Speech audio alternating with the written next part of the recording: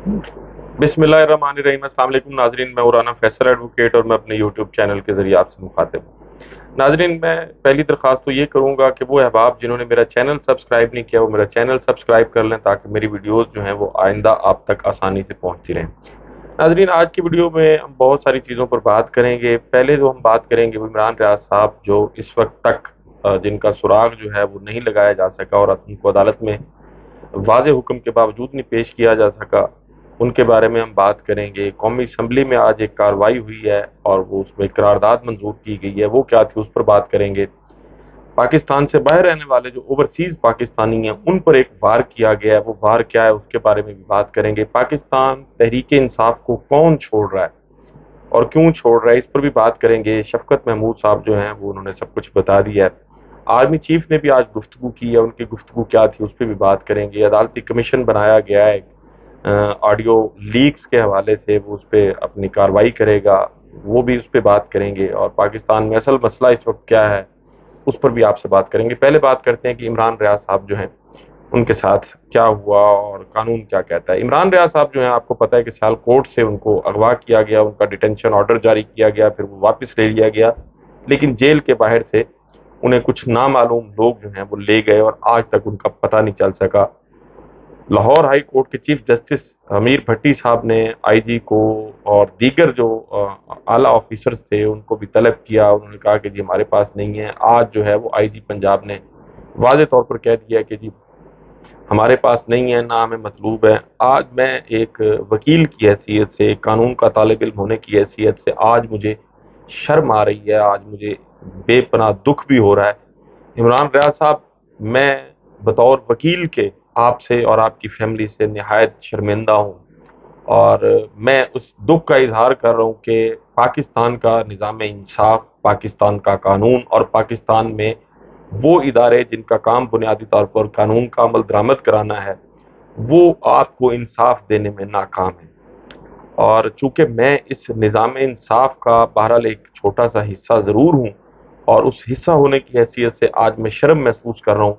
कि पाकिस्तान के आबादी के लिहाज से सबसे बड़े सूबे पंजाब की सबसे बड़ी अदालत के चीफ जस्टिस जो हैं वो भी चाहने के बावजूद आपको बाजियाब नहीं करा सके। पाकिस्तान में वो इदारे जिनके कब्जे में इस वक्त आप हैं वो इतने मजबूत हैं और वो इतने ताकतवर हैं कि उनके नज़दीक ना किसी अदालत का हुक्म कोई मानी रखता है, ना पाकिस्तान का कोई कानून उनके नज़दीक कोई हैसियत रखता है, और ना ही पाकिस्तान का आइन उनके नज़दीक कोई ऐसी चीज़ है जिस पर अमल दरामद करना जो है वो ज़रूरी है। इमरान रियाज साहब की बाजियाबी का केस था आज, लेकिन आज भी वही हुआ जो सबका जितनी भी हेयरिंग्स हुई हैं उस पर हुआ। आईजी पंजाब जो है वो पेश हुए, कहा कि जी ना वो हमें मतलूब है, हाँ आप ये कर दें कि जी इदारों को डायरेक्ट कर दें और कि वो हमसे ताउन करें। और हमसे कौन से इदारे, कौन सा इदारा जिससे ताउन आप चाहते हैं? आपको भी पता है आईजी साहब कि इस वक्त इमरान रियाज साहब जो है वो किसकी कस्टडी में है। पाकिस्तान में रहने वाले बच्चे बच्चे को पता है। तो इमरान रियाज साहब, मेरी दुआ और हमदर्दियां जो हैं वो आपके साथ हैं। मैं सिवाय आपके लिए दुआ करने के मैं और कुछ नहीं कर सकता, मेरे बस में और कुछ नहीं। इसके साथ साथ नाजरीन, आज कौमी असम्बली में 9 मई को जो कुछ हुआ उसके वाकयात के मुल्जमान पर 1956 के आर्मी एक्ट और इंसदाद दहशत गर्दी के कानून के मुताबिक कार्रवाई की करारदाद जो है वो मंजूर की गई है। और ऐसा पहली दफ़ा नहीं हुआ। कराची में 1998 में जो एम के खिलाफ कार्रवाई करने के लिए फौजी अदालतें जो हैं वो बनाई गई थी, 2015 में भी बनाई गई थी, और अब तब भी नून लीग का दौर था और अब फिर से नून लीग का दौर है और 2023 में दोबारा से ये सब कुछ किया जा रहा है। सिविलियंस जो हैं उन पर अब आर्मी एक्ट के तहत मुकदमात जो हैं वो चलाए जाएंगे। और बहरहाल ये एक इंतहाई, अब मैं समझता हूँ एक पैरेलल, एक जुडिशल सिस्टम बनाया जा रहा है पाकिस्तान में इस वक्त जो अदालती निज़ाम है उसके मुकाबले में, और ये बिल्कुल गैर आइनी और गैर कानूनी है, इसमें कोई दूसरी राय नहीं है। हाँ, अगर ऐसा कुछ करना था तो फिर आप जो है वो एक कॉन्स्टिट्यूशनल अमेंडमेंट ले आए और उस अमेंडमेंट के ज़रिए आप फौजी अदालतें बना दें। लेकिन अगर कॉन्स्टिट्यूशनल अमेंडमेंट नहीं है तो फिर ये तमाम तर कार्रवाई जो है मैं ये समझता हूँ गैर कानूनी और गैर आइनी है और बिला जवाब है। इसके साथ साथ नाजरीन, बैरून मुल्क रहने वाले जो पाकिस्तानी हैं ان پر بھی ایک وار کیا گیا ہے اس وارداتی ٹولے کی جانب سے۔ اور وہ وار یہ آپ کو پتہ ہے کہ اس وقت پاکستان میں جو صورتحال ہے کہ پاکستان میں انسانی حقوق کی سنگین خلاف ورزیاں جو ہیں وہ جاری ہیں۔ پاکستان تحریک انصاف کے چیئرمین سے لے کر ایک عام کارکن تک تمام تر ریاستی ادارے خصوصاً پولیس جو ہے وہ ان کے پیچھے ہے، ان کے گھروں کی چادر اور چار دیواری کا تقدس پامال کیا جا رہا ہے، خواتین پر تشدد کیا جا رہا ہے، ان سے بدتمیزی کی جا رہی ہے، لوگوں کو بغیر کسی جرم کے نہ صرف اٹھایا جا رہا ہے گھروں سے، بلکہ اٹھانے کے بعد ان کی غیر قانونی نظر بندیوں کے احکامات جاری کیے جا رہے ہیں، ان پر جھوٹے مقدمات دھڑا دھڑ قائم کیے جا رہے ہیں، اور اس سے بھی آگے بڑھ کے لوگوں کو مجبور کیا جا رہا ہے کہ وہ پاکستان تحریک انصاف کا ساتھ چھوڑ دیں۔ اگر کسی کے پاس کوئی عہدہ ہے تو وہ اس عہدے سے بھی ریزائن کرے، اور بہت سارے لوگ جو ہیں وہ پھر اس ریاستی جبر کے سامنے بے بس ہوتے ہوئے، ان کی بہت سے لوگوں کی پریس کانفرنسز آئی ہیں، پریس ریلیز بھی آئے ہیں، بہت سے لوگوں نے پاکستان تحریک انصاف کو چھوڑ بھی دیا۔ اس پر بات کی ہے شفقت محمود صاحب جو ایم این اے بھی ہیں، پاکستان تحریک انصاف کے مرکزی رہنما ہیں، انہوں نے بھی بات کی ہے کہ پاکستان تحریک انصاف کو کون چھوڑ رہا ہے۔ انہوں نے دو قسم کے لوگوں کے بارے میں بات کی ہے۔ ایک تو انہوں نے بتایا ہے کہ وہ لوگ جو پریشر برداشت نہیں کر سکتے اور کمزور لوگ ہیں، وہ لوگ جو ہے وہ پاکستان تحریک انصاف کو چھوڑ رہے ہیں، اور دوسرے وہ لوگ چھوڑ رہے ہیں پاکستان تحریک انصاف کو جن کو پنجاب میں جو بائی الیکشن ہوا تھا اس میں ٹکٹ نہیں دیا گیا، اور اب جو ٹکٹوں کا اعلان کیا گیا تھا پنجاب میں، چونکہ 14 مئی کے حوالے سے ایک 4 اپریل کو سپریم کورٹ آف پاکستان نے فیصلہ بھی کیا تھا کہ 14 مئی کو الیکشن ہوگا، تو وہ لوگ جن کو اس پنجاب میں ہونے والے الیکشن کے سلسلے میں ٹکٹ نہیں دی گئی تھی، ان لوگوں نے بھی ان میں سے بہت سے لوگوں نے پاکستان تحریک انصاف کو چھوڑ دیا۔ تو یہ دو قسم کے لوگ تھے، ایک وہ جنہوں نے پریشر برداشت نہیں کیا، مختلف اداروں کی جانب سے جو پریشر ان پہ ڈالا جا رہا تھا، جو دباؤ ڈالا جا رہا تھا کہ آپ پاکستان تحریک انصاف سے لا تعلقی کا اعلان کریں، تو یہ دو قسم کے لوگ ہیں جنہوں نے چھوڑا۔ اور اس میں کوئی شک نہیں ہے کہ میں یہ سمجھتا ہوں کہ پاکستان تحریک انصاف اس سے اور مضبوط ہو رہی ہے۔ اب پاکستان تحریک انصاف میں وہی لوگ بچیں گے جو پریشر بھی برداشت کر سکتے ہوں، جو ریاستی جبر کا مقابلہ بھی کر سکتے ہیں، اور جو ہر قسم کے حالات میں پارٹی کا ساتھ دینے کی صلاحیت اور قابلیت جو ہے وہ رکھتے ہیں۔ آج ناظرین آرمی چیف صاحب نے بھی کوئی گفتگو کی ہے، جنرل عاصم منیر صاحب نے، انہوں نے کہا کہ جی جو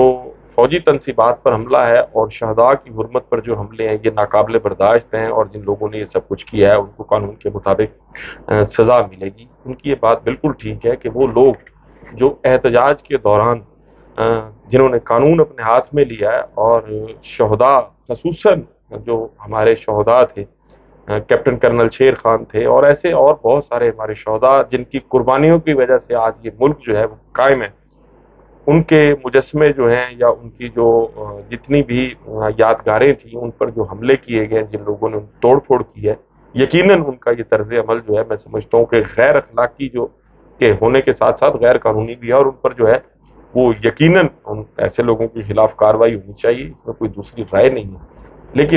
اب ایک طرف تو یہ گفتگو کی جاتی ہے، لیکن دوسری طرف جب ہم یہ دیکھتے ہیں کہ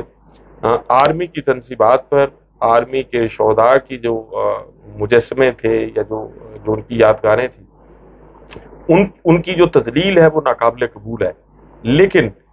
دوسری طرف اس پاکستان میں رہنے والی ماؤں، بہنوں اور بیٹیوں کی جو تذلیل ہے اس پر بہت سے لوگوں اور بہت سے اداروں کی جو چپ ہے، میں سمجھتا ہوں کہ یہ ایک منافقت ہے۔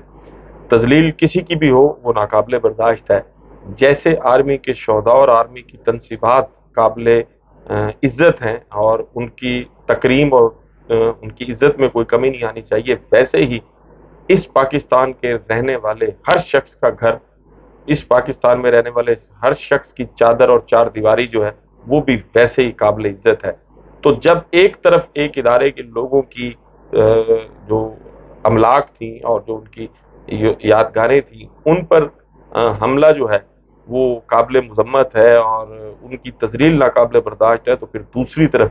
ایک عام آدمی کا گھر جو ہے اس پر حملہ جو ہے وہ بھی ناقابل برداشت اور قابل مذمت ہے۔ عمران خان صاحب کے گھر کا گیٹ توڑا گیا، پاکستان میں آج سے پہلے ایسا کبھی نہیں ہوا تھا، لیکن یہ کام بھی ہوا ہے۔ تو پھر جب یہ دو رخی اور منافقت ہم دیکھتے ہیں تو پھر محسوس ہوتا ہے کہ شاید اس ملک میں مسئلہ جو ہے وہ ایک ہی ہے، اور وہ مسئلہ کیا ہے؟ وہ مسئلہ اس ملک میں صرف اور صرف عمران خان صاحب اور پاکستان تحریک انصاف ہے۔ اصل مسئلہ جو ہے وہ اب اس ملک میں مہنگائی نہیں رہا۔ ناظرین، جب پاکستان میں اس وارداتی ٹولے کی حکومت آئی تھی تو اس وقت ڈالر جو تھا وہ 270-75 روپے کا تھا غالباً، اور آج ڈالر جو ہے وہ 300 روپے کراس کر چکا ہے، یعنی 130 روپے سے زائد صرف ڈالر کی قیمت میں اضافہ ہوا ہے۔ اور ڈالر کی قیمت میں اضافہ ہونے سے پاکستان میں ہر وہ چیز جس کے ٹریڈ میں کہیں نہ کہیں ڈالر ہوتا ہے وہ ہر چیز مہنگی ہو گئی ہے۔ تو جہاں ریاستی اداروں کی تمام تر توقع، تمام تر جو ہے ان کی ایفرٹس اور تمام تر ان کی کارروائیاں اور ان کی توجہ کا مرکز پاکستان تحریک انصاف پر پابندی، پاکستان تحریک انصاف کو کمزور کرنا اور پاکستان تحریک انصاف کے لوگوں کو گرفتار کرنا ہو، اور پھر پارٹی کے اندر سے لوگوں کو توڑنا۔ ایک اور خبر یہ بھی ہے کہ اسد عمر صاحب اور شاہ محمود قریشی صاحب، ان سے بھی ان کو کوشش کی جا رہی ہے قائل کرنے کی، آپ عمران خان صاحب کو اگر کھڈے لائن کر دیں تو باقی پارٹی کے لوگوں کو ہم مینیج کر لیں گے، اور آپ جو ہے وہ عمران خان صاحب کو سائیڈ لائن کریں۔ تو اسد عمر صاحب کی جانب سے انہیں بڑا واضح انکار میں جواب دے دیا گیا۔ تو جب ریاستی ادارے جو ہے وہ ان کی ترجیحات یہ ہوں اور ان کے مقاصد یہ ہوں تو پھر ظاہر ہے ملک میں مہنگائی بھی ہوگی، ملک میں بے روزگاری بھی ہوگی، ملک میں اور بھی دیگر جو مسائل ہیں وہ بھی سامنے آئیں گے۔ پاکستان میں پاکستان 1947 کو آزاد ہوا تھا، اور بنگلہ دیش جو ہے وہ ہم سے بہت سال کے بعد ایک آزاد اور ایک خود مختار ملک کی حیثیت سے اس نے جنم لیا 1971 میں۔ تو آج اگر بنگلہ دیش کو اور پاکستان کا موازنہ کیا جائے تو بنگلہ دیش کی اکانومی جو ہے وہ پاکستان سے کہیں آگے، حالانکہ بنگلہ دیش میں سیلاب جو ہے وہ بھی تباہی ہم سے زیادہ مچاتے ہیں، لیکن اس کے باوجود وہاں کے لوگوں نے اپنے ملک کو بہرحال ایک ملک بنانے میں وہ کامیاب ہوئے۔ اور یہاں آپ دیکھ لیں، جس ملک کے پرائم منسٹر کی ایئر لائن جو ہے وہ منافع کمائے اور اسی ملک کے جو سرکاری ایئر لائن ہے وہ خسارے میں جائے، تو بہرحال سوال ہوگا، اور سوال یقیناً کرنا بھی چاہیے۔ اداروں کو بھی چاہیے خدارا ہوش کے ناخن نے، پاکستان کے ساتھ بہت کھلواڑ ہو گیا، پاکستان کے ساتھ آپ نے بہت کچھ کر لیا، اب یہ ملک جو ہے یہ مزید آپ کی پولیٹیکل انجینئرنگ کا متحمل نہیں ہو سکتا۔ پاکستان میں پاکستان کی لوگوں کو سیاست کرنے دی جائے، لوگوں کے ووٹوں سے وجود میں آنے والی اسمبلی جو ہے حق حکمرانی اس کو ملنا چاہیے۔ اداروں میں بیٹھے چند لوگ اگر یہ فیصلہ کریں گے تو پھر پاکستان جو ہے اس نے آگے جانے کی بجائے پیچھے ہی جانا ہے۔ ناظرین، آپ سے ملاقات ہوگی اگلی ویڈیو میں۔ اپنا اور اپنے ارد گرد کے لوگوں کا بہت خیال رکھیے گا۔ اللہ حافظ۔